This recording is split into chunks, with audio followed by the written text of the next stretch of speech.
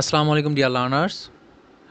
আজকের এই ক্লাসে আমি এইচএসসি ইংলিশ ফার্স্ট পেপারের ড্রিমস পোয়েম নিয়ে ইন ডিটেইলস আলোচনা করব এবং একই সাথে এই দুইটার কবিতার সামারিও দেখিয়ে দেব। তোমরা যারা এইচএসসি 2024 এবং 2025 সালের পরীক্ষার্থী আছো, তাদের জন্য ইংলিশ ফার্স্ট পেপারের এই ড্রিম দুইটা কবিতা সামারি খুবই ইম্পর্টেন্ট। আজকের এই ক্লাসটা তোমরা মনোযোগ সহকারে করলে আশা করি ইনশাল্লাহ তোমরা পরীক্ষায় ড্রিম নিয়ে যদি কোনো সামারি আসে তাহলে খুব সুন্দর করে লিখে আসতে পারো। ইউনিট 3 লিসন 2-তে দুইটা কবিতা দেওয়া আছে। এই দুইটা কবিতায় আমরা এর ইংরেজির যে বাংলা অনুবাদ সেটা সহ ইন ডিটেইলস আমরা আলোচনা করব। প্রথমে যে কবিতাটা দেওয়া আছে ড্রিমস, এর লেখক হচ্ছে ডিএইচ লরেন্স, যিনি ছিলেন একজন ইংলিশ পোয়েট। ইনি 1885 সালে জন্মগ্রহণ করেন এবং 1930 সালে তিনি মৃত্যুবরণ করেন। তিনি একই ধারে ছিলেন একজন নভেলিস্ট, একজন পোয়েট এবং একজন এসেইস্ট। চলো এবার আমরা তাহলে কবিতাটা পড়ি এবং এর বাংলা অর্থ সহ ব্যাখ্যা করি। All people dream but not equally. সব মানুষই স্বপ্ন দেখে কিন্তু সমানভাবে নয়। অর্থাৎ সব মানুষই কিন্তু স্বপ্ন দেখতে পারে কিন্তু তাদের সবার স্বপ্ন কিন্তু একই রকম নয়। এই যে ইকুয়ালি মানে হচ্ছে যে কি একই রকম, সমান। ঠিক আছে? Those who dream by night in the dusty recesses of their mind. আচ্ছা, এখানে ডাস্টি বলতে কি বোঝায়? ডাস্টি বলতে বোঝায় ধুলিমলিন, নোংরা। আর এই যে রিসেসেস, এই রিসেসেস বলতে বোঝায় যে গহীনে, অর্থাৎ তারা যে স্বপ্ন দেখে সেটা মনের গহীনে, অর্থাৎ আরও বলতে পারি আমরা অন্তঃস্থল, গহীন। ঠিক আছে? দোজ যারা হু ড্রিম বাই নাইট রাতে স্বপ্ন দেখে ইন দ্য ডাস্টি রিসেসেস অর্থাৎ ধূলিময় গহীনে অফ দেয়ার মাইন্ড তাদের মন থেকে, অর্থাৎ ধূলিময় মনের গহীনে যারা রাতে স্বপ্ন দেখে, wake in the morning to find that it was vanity. Vanity মানে কি? অসার। তারপর আরও কি বলতে পারি? যেটার কোনো কি নাই, যেটার কোনো মূল্য নাই। ঠিক আছে? যেটা একেবারেই শূন্য। তাহলে এখানে মিনিংটা করলে কেমন হয়? যে সকালে ঘুম থেকে উঠে দেখি সেটা কি একেবারেই অসার, অর্থাৎ সেটা সহজে কি আমরা বুঝতে পারি যে এটার কোনো মূল্য নাই, এটার কোনো ভিত্তি নাই। ঠিক আছে? তাহলে দেখো, প্রথমে বলছে যে সব মানুষ স্বপ্ন দেখে কিন্তু তাদের সবার স্বপ্ন সমান নয় বা তারা সমানভাবে দেখে না। যারা রাতে মনের ধূলিময় অন্তঃস্থল থেকে স্বপ্ন দেখে, সকালে উঠে দেখে সেই স্বপ্নটা কি মূল্যহীন, অসার, অর্থাৎ সেই স্বপ্নের কোনো মূল্য খুঁজে পায় না। দ্বিতীয় প্যারাটা দেখো এবার। But the dreamers of the day are dangerous people. Dangerous মানে কি? সাংঘাতিক, বিপজ্জনক।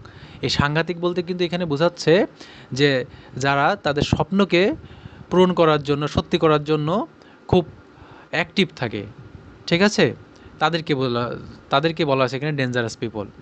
বাট দ্য ড্রিমার্স অর্থাৎ যারা দিনের স্বপ্নদ্রষ্টা, অর্থাৎ যারা দিনে স্বপ্ন দেখে, আর ডেঞ্জারাস পিপল তারা অনেক কি হয়? সাংঘাতিক মানুষ হয় তারা। For they dream their dreams with open eyes. হ্যাঁ, অর্থাৎ তারা খোলা চোখে তাদের স্বপ্ন দেখে।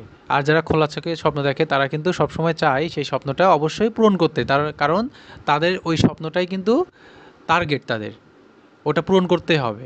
আর রাতে যারা স্বপ্ন দেখে সেই স্বপ্নটা কিন্তু তারা অবচেতন মনে দেখে থাকে, অর্থাৎ তারা কিন্তু সেটা হচ্ছে যে তোমার সেন্সে দেখে থাকে না। এজন্য সকাল হওয়ার সাথে সাথেই তাদের এই স্বপ্নটা কিন্তু মলিন হয়ে যায়, তাদের এই স্বপ্নটা কিন্তু হারিয়ে যায়।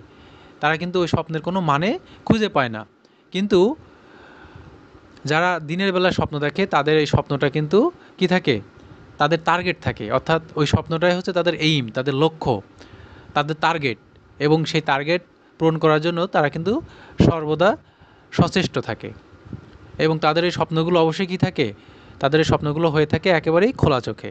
And make them come true, এবং তাদের সত্য করা, অর্থাৎ যে স্বপ্নগুলো তারা খোলা চোখে দেখে তাদের সত্য করাটাই, অর্থাৎ সেই স্বপ্নগুলো সত্য করাটাই তাদের কি থাকে? লক্ষ্য থাকে। তারা সর্বদা সচেষ্ট থাকে।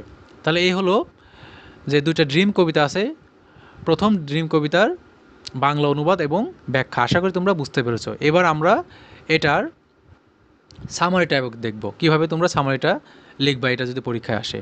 চলো সেটা আমরা দেখি। এবার আমরা দেখব ফার্স্ট ড্রিম কবিতার সামারি, যেটা লিখেছেন D.H. Lawrence. According to the poem, dreams vary from person to person. অর্থাৎ কবিতা অনুসারে ড্রিমটা ভিন্ন হয়ে থাকে, হ্যাঁ, মানুষ ভেদে। অর্থাৎ একজনের থেকে আরেকজনের ড্রিমটা কিন্তু আলাদা হয়। কেউ রাতের বেলা ঘুমের ঘরে স্বপ্ন দেখে, আবার কেউ কিন্তু দিনের বেলা স্বপ্ন দেখে। হ্যাঁ, এই জন্য এখানে বলছে যে ড্রিমটা কী হয়ে থাকে, ব্যক্তিভেদে এটা ভিন্ন হয়ে থাকে। দেয়ার আর টু টাইপস অফ ড্রিমার্স। আর এই অনুসারে দুই ধরনের স্বপ্নদর্শী দেখা যায়। ঠিক আছে। টু দ্য পোয়েট, কবির কাছে, dream at night is meaningless and worthless. অর্থাৎ কবির কাছে রাতের যে স্বপ্ন সেটা কিন্তু অর্থহীন এবং মূল্যহীন। অন দ্য আদার হ্যান্ড, অন্যদিকে বা অপরপক্ষে, those who dreams with open eyes are dangerous people. হ্যাঁ, যারা খোলা চোখে স্বপ্ন দেখে তারা কিন্তু বিপজ্জনক মানুষ হয়। Because they are struggle hard and turn their dreams into reality. কারণ তারা কঠোর পরিশ্রম করে এবং তাদের স্বপ্নকে বাস্তবে পরিণত করতে। ঠিক আছে। তাহলে আমরা এই সামারি থেকে বুঝলাম যে এখানে বোঝানো হয়েছে যে দুই ধরনের ড্রিমার্স আসে।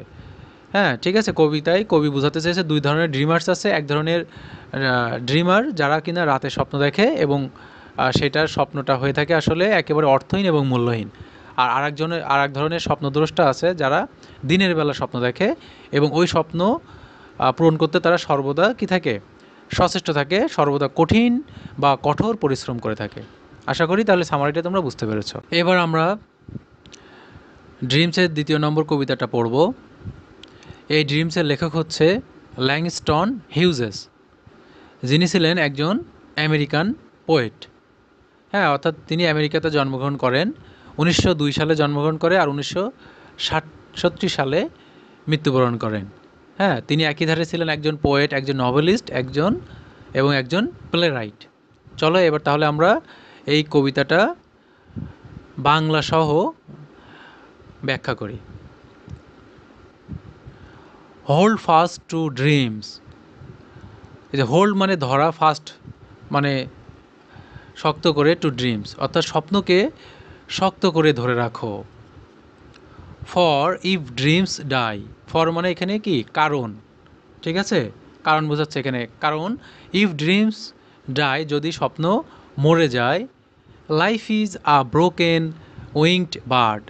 এই যে ব্রোকেন উইংড বার্ড মানে ডানা ভাঙা পাখি, দ্যাট ক্যান নট ফ্লাই, যেটা উঠতে পারে না। এখানে লেখক বলছে যে প্রথমেই কি করো, স্বপ্নকে আঁকড়ে ধরো, মানে স্বপ্নকে শক্ত করে ধরো। যদি স্বপ্ন মরে যায়, হ্যাঁ, কেননা স্বপ্ন যদি তোমার মধ্যে না থাকে তাহলে জীবনটা হয়ে যাবে ডানা ভাঙা পাখির মতো, দ্যাট ক্যান নট ফ্লাই, যেটা উঠতে পারে না। তাহলে কিন্তু এই যে মানুষের জীবনটা যারা স্বপ্ন দেখে না তাদের জীবনটা কিন্তু এই যে ডানা ভাঙা পাখির সাথে তুলনা করছে। ঠিক আছে। তাহলে এই যে প্রথম যে প্যারাটা আছে এইটা দেখে আমরা বুঝতে পারছি যে এখানে আসলে the importance of dream in our life, এটা নিয়ে কিন্তু এখানে গুরুত্বটা দিচ্ছে। আমাদের জীবনে আসলে ড্রিমের গুরুত্বটা কতখানি, হ্যাঁ, সেটা কিন্তু এখানে কম্পেয়ার করে বোঝানো হচ্ছে যে পাখির সাথে। ঠিক আছে। এবার দ্বিতীয় প্যারাটা দেখি, হোল্ড ফাস্ট টু ড্রিম। দেখো এখানে কিন্তু সে আবারও এই যে প্রথম লাইনের যে পুনরাবৃত্তি এখানে কিন্তু আবার হচ্ছে, তার মানে বোঝাই যাচ্ছে যে এখানে ড্রিমের উপরে ইম্পর্টেন্সটা বেশি দিচ্ছে। হ্যাঁ, ইম্পর্টেন্সটা বেশি দিচ্ছে এখানে। তারপর আছে হোল্ড ফাস্ট টু ড্রিমস, স্বপ্নকে শক্ত করে ধরে রাখো। ফর হোয়েন ড্রিমস গো, হ্যাঁ, যখন স্বপ্ন চলে যায়, মানে স্বপ্ন যদি মনের ভিতর না থাকে, হারিয়ে যায়, life is a barren field, তখন স্বপ্ন হয়ে যায়, হ্যাঁ, যদি স্বপ্ন না থাকে তাহলে জীবনটা হয়ে যায় একটা অনুর্বর একটা মাঠের মতো। হ্যাঁ, অনুর্বর মাঠ অর্থাৎ যে জমিতে কোনো ফসল জন্মায় না, ঊষর। ঠিক আছে। যেখানে আসলে যে জমিতে কোনো রকম কোনো কি থাকে না, কোনো এখানে উর্বরতা থাকে না, সেই জমিকে বলা হচ্ছে, সেটা মানুষের, হ্যাঁ, জীবনের সাথে তুলনা করছে। যেটা ফ্রোজেন উইথ স্নো, বরফ দিয়ে জমে যায়। ঠিক আছে? তাই এখানে বলছে যে প্রথমে স্বপ্নকে আবার শক্ত করে ধরে রাখো। হ্যাঁ, কেননা স্বপ্ন যদি চলে যায়, হ্যাঁ, জীবন একটি অনুর্বর মাঠ হয়ে যাবে, যেটা বরফ দিয়ে জমে যাবে বা বরফ দিয়ে ঢাকা পড়ে যাবে। ফ্রোজেন, ফ্রোজেন মানে কি? ফ্রোজেন মানে হচ্ছে যে জমে যাওয়া। আর স্নো মানে কি? বরফ, অথবা আরও কি বলতে পারি, তুষার, তাই না? তাই এখানে বলছে দেখো যে মানুষের মধ্যে যদি কোনো স্বপ্ন না থাকে, স্বপ্ন যদি চলে যায়, তাহলে তাদের জীবনটা হয়ে যাবে যে একটা অনুর্বর মাঠের মতো, যা বরফ দিয়ে জমে যায়। ঠিক আছে? এই মানুষের জীবনটা ওরকম কিন্তু কঠিন হয়ে যাবে, যেটাই আসলে কোনো কাজ হবে না, অ্যাক্টিভনেসটা থাকবে না। তাহলে এখানে দুইটা প্যারা আছে, দুইটা প্যারাই, হ্যাঁ, এখানে দুইটা প্যারাই কিন্তু স্বপ্ন আর উপর বেস করে কিন্তু এখানে কি গুরুত্বটা দেওয়া হয়েছে, বর্ণনা করা হয়েছে।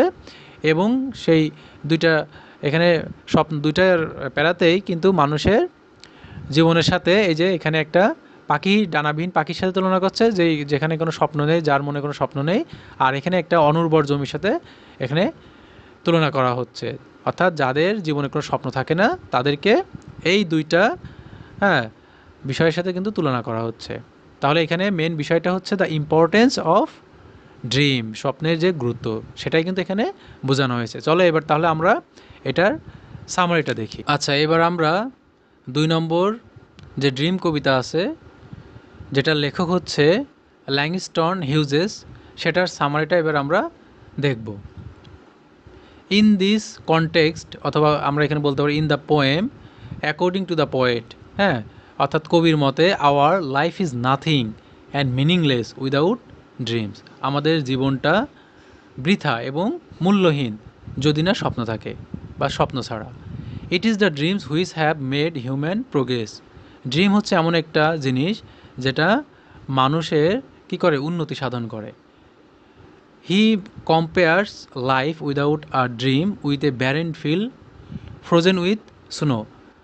হি মানে কে, যে কবি বা লেখক। কবি এখানে মানুষের জীবনকে, অর্থাৎ যাদের জীবনে কোনো স্বপ্ন থাকে না, তাদের জীবনকে তুলনা করেছেন একটা অনুর্বর জমির সাথে, যেটা বরফে ঢাকা থাকে। উইদাউট ড্রিমস, স্বপ্ন ছাড়া, a person becomes purposeless and hopeless, স্বপ্ন ছাড়া একটা মানুষ হয়ে পড়ে একেবারে উদ্দেশ্যহীন এবং আশাহীন। হেন্স, এজন্য it is important to keep dreaming, এজন্য সবার মনেই ড্রিম থাকা উচিত। এটা খুবই কি গুরুত্বপূর্ণ, ইট ইজ ইম্পর্টেন্ট, এটা খুবই গুরুত্বপূর্ণ স্বপ্ন ধরে রাখা বা স্বপ্নটা পোষণ করা। তার মানে বুঝতে পারছি এখানে সামারিটা পড়ে যে আমরা বুঝতে পারলাম যে এখানে ড্রিমের গুরুত্বটাই দেওয়া হয়েছে, যে ড্রিম যদি না থাকে মানুষের মনে, হ্যাঁ, অর্থাৎ ড্রিম বলতে এখানে কিন্তু বোঝানো হচ্ছে টার্গেট, মানুষের লক্ষ্য। এটা কিন্তু এখানে মূলত বোঝানো হয়েছে। এটা যদি মানুষের মধ্যে না থাকে, তাহলে তারা কখনোই তাদের চূড়ান্ত অবস্থানে পৌঁছাতে পারে না, তারা জীবনে উন্নতি সাধন করতে পারে না, বরং তারা কিন্তু কী হয়ে যায়, ডানাবিহীন পাখির মতো হয়ে যায়, যেটা উঠতে পারে না। এবং আরও একটা তুলনা করা হয়েছে যে অনুর্বর জমি হয়ে যায়, হ্যাঁ, যেখানে বরফে ঢাকা থাকে। তাহলে আশা করি তোমরা এই দুইটা কবিতায় খুব সুন্দর করে বুঝতে পেরেছো। আজকে তাহলে এই পর্যন্তই। আল্লাহ হাফেজ।